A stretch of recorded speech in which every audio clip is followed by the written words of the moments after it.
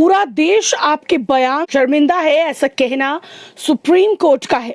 यानी कि मंत्री विजय शाह का जो माफीनामा सामने आया है और जिसमें उनके वकील ने कहा कि उन्होंने कर्नल सोफिया कुरैशी के बारे में जो आपत्तिजनक टिप्पणी की है उस पर वो शर्मिंदा हैं और वो माफी मांग रहे हैं। लेकिन इस पर सुप्रीम कोर्ट ने फटकार लगाते हुए कहा है कि आपका जो ये बयान है, पूरा देश आपके बयान की वजह से शर्मिंदा है। अब जानिए कि क्या क्या कुछ यहाँ पर सुप्रीम कोर्ट ने कहा है, लेकिन थोड़ी सी रिव्यू जो है मैं आपको बता देती हूँ क्या कुछ पूरा मामला है, जिन लोगों को अगर अभी भी ये जानकारी नहीं है।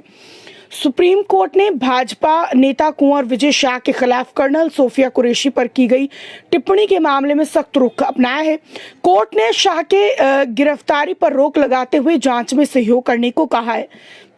अब देखिए, बता दें कि ये जो विजय शाह हैं, जो कि भाजपा नेता है, इन्होंने कर्नल सोफिया कुरैशी को लेकर कुछ आपत्तिजनक शब्दों का उपयोग जो है वो अपने भाषण के दौरान किया था और जिसके बाद इन पर कानूनी कार्यवाही चल रही है। अब बात करें तो इनकी तरफ से ये कहा गया है कि वो शर्मिंदा है, वो माफी मांगना चाहते हैं, और लेकिन उसके बाद जो है कहीं ना कहीं सुप्रीम कोर्ट ने इन्हें फटकार लगाई है। बात करें मंत्री विजय शाह की माफी सुप्रीम कोर्ट से खारिज हो गई है। सुनवाई के बाद 19 मई को कोर्ट ने बड़ा फैसला सुनाया है।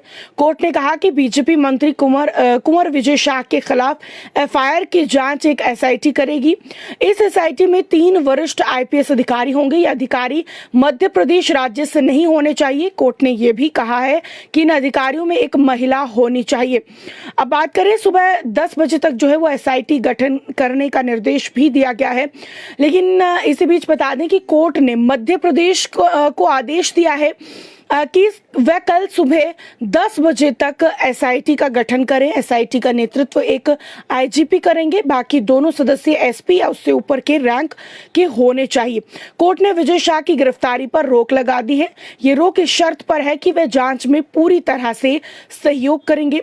यह एफआईआर मध्य प्रदेश हाईकोर्ट में एक स्वतः संज्ञान लेने के बाद दर्ज की गई थी।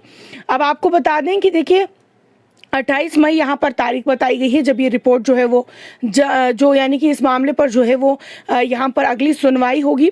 लेकिन अगर पूरी जानकारी मैं बता दूं तो ऐसा कहा कि एक मंत्री होने के नाते आपको ऐसी भाषा का उपयोग नहीं करना चाहिए था, एक मर्यादा जो है वो बनाई जानी चाहिए थी।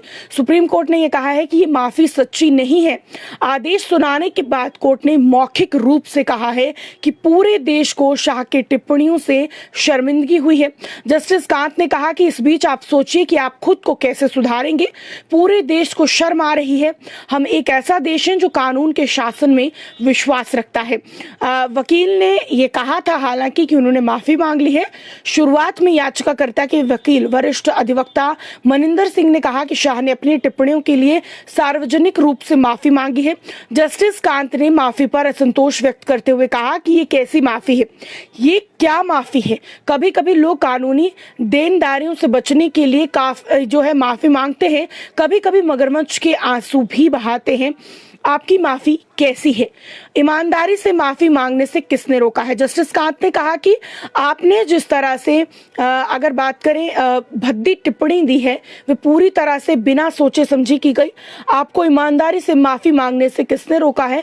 हमें आपकी माफी की आवश्यकता नहीं है, हम कानून के अनुसार इससे निपटना जानते हैं। अब इसके बाद अगर बात करें तो उन्होंने ये भी कहा कि हमें आपकी माफी जो है वो स्वीकार करने के लिए हम लोग तैयार नहीं हैं। तो यानी कि साफ तौर पर अगर बात करें तो ये भी कहा गया कि बोलने से ज्यादा शब्दों को तोलना चाहिए। यानी कि एक सार्वजनिक व्यक्ति हैं आप, एक अनुभवी राजनेता हैं, आपको बोलते समय अपने शब्दों को तोलना चाहिए। हमें यहाँ आपका वीडियो दिखाना चाहिए। मीडिया के लोग आपके वीडियो की गहराई में नहीं जा रहे हैं। आप एक ऐसे मंच पर थे जहां आप अपमानजनक भाषा का उपयोग करने जा रहे थे, बहुत गंदी भाषा, लेकिन कुछ आप पर हावी हो गया और आप रुक गए।